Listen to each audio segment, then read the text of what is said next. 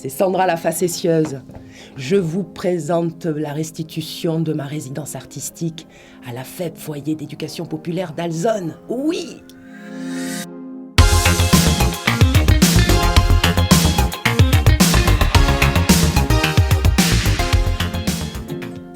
Femme noire, femme africaine.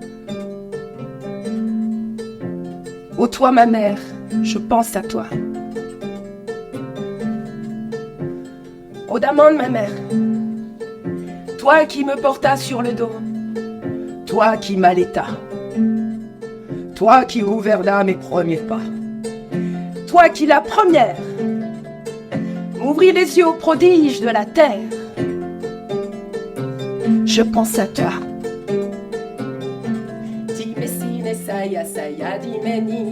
J'ai débuté la pratique artistique à travers la danse.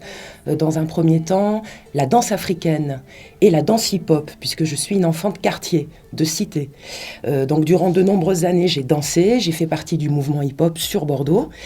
Et puis, au fur et à mesure, j'ai eu une envie d'aller vers l'Afrique. Au vu de mes origines, je suis métisse, donc une envie réelle de se découvrir. Et je suis donc partie au Sénégal. Donc durant une dizaine d'années, j'ai voyagé entre la Guinée-Conakry et le Sénégal. Et c'est là qu'est apparue la kora.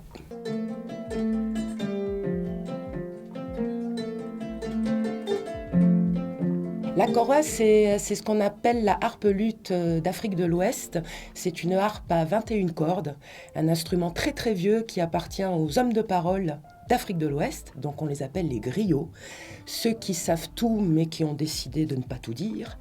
Et donc cet instrument qui a été depuis quelques années occidentalisé, notamment par le biais de l'artiste, par exemple, Toumani Diabaté ou Balaké Sissoko, que j'aime énormément.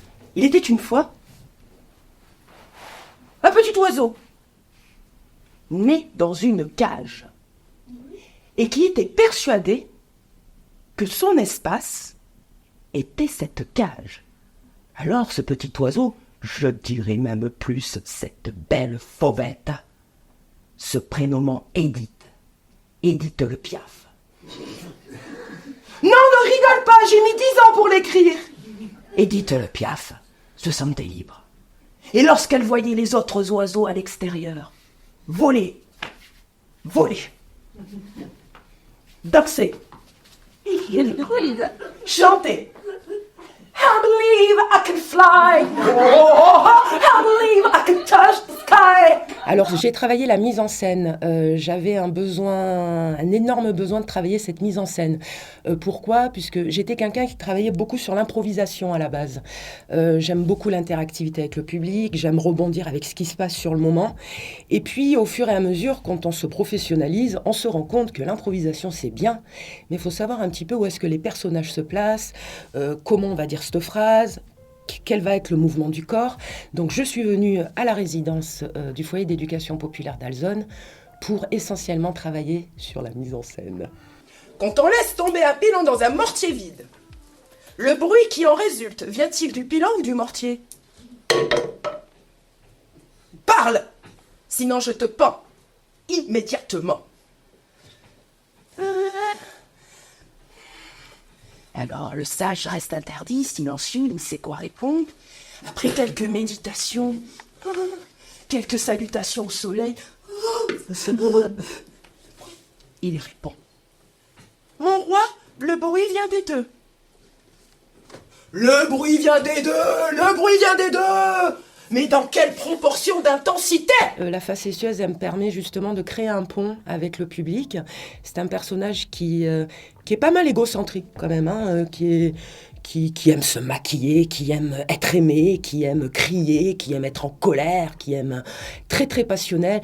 Et cette idée de pouvoir refléter aussi un panel de la société, elle peut refléter différentes personnes aussi, différents caractères, différentes personnalités. Ouais, mais le travail n'est pas terminé, car la facétieuse a énormément de choses à faire. Et effectivement, j'ai acheté un nouveau collant pour cette résidence et des chaussettes rouges. Parce que sincèrement, ça le fait.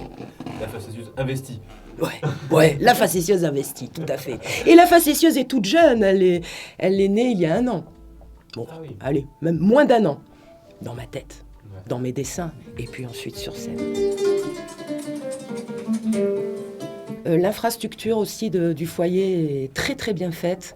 Un cadre de bienveillance, un relationnel énorme dès le premier jour, l'équipe juste aux petits soins. Une confiance, on vous donne des clés, on vous dit que ça se passe comme ça, qu'on fait comme à la maison. Et j'avais réellement envie d'avoir ce petit cocon, voilà, de travail et d'avoir ces personnes, puisque c'est de l'éducation populaire.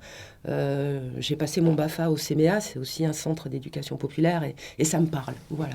Est-ce de ma main ou de ta joue que résulte le bruit?